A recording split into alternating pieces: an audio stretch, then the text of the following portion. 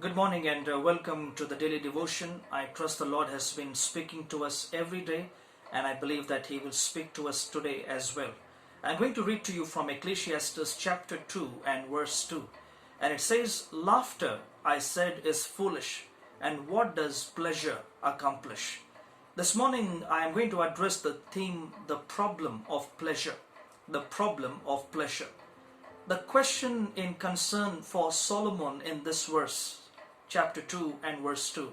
Laughter, I said, is foolish. What can pleasure accomplish? The concern for Solomon is this. Can pleasure help humanity find satisfaction?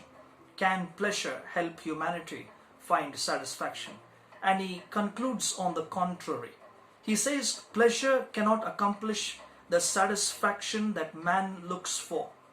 You see, pleasure may hold back a tide for a while, but it is unable to give us the true sense of meaning and the true sense of satisfaction. Solomon pursued pleasure in variety. He pursued pleasure in many variations, but he says none of them gave him satisfaction. Some of the pleasures that Solomon chased in his life were very wrong, and some of the pleasures that he chased in his life were commendable, like undertaking some great projects and agendas that he talks about in chapter 2. But he says that even those commendable pursuits were futile when he pursued them as an end in itself. You see, the philosophy of hedonism is concerned with the maximizing of pleasure and the minimizing of pain. But Jesus says in Matthew chapter 16 and verse 24 that true pleasure is found in having eternal life, which can be found by those who are willing to endure pain for the Lord. You see, one must look beyond his or her activities to find the reasons why they do them in the first place and the purpose they fulfill. This will help one reach satisfaction.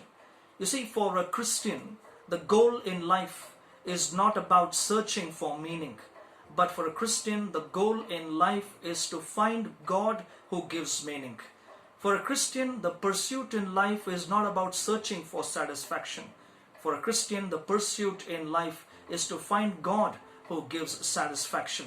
Solomon says that laughter, which is one other way in which pleasure is experienced to some extent by the majority of the people in this world, is also very disappointing. And the question is why? Because those who bring laughter to others are often found themselves most sad. The great evangelist Billy Graham told a story of a man who went to see a doctor for help because of his depression.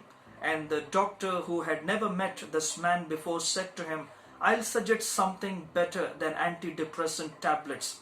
He says to him, "Go and see the clown at circus which has just arrived in town. I heard," he said, "the clown is sending people into fits of laughter." The depressed man responds to the doctor and he says, "I am that clown." If laughter doesn't give true satisfaction, then laughter is not all about life.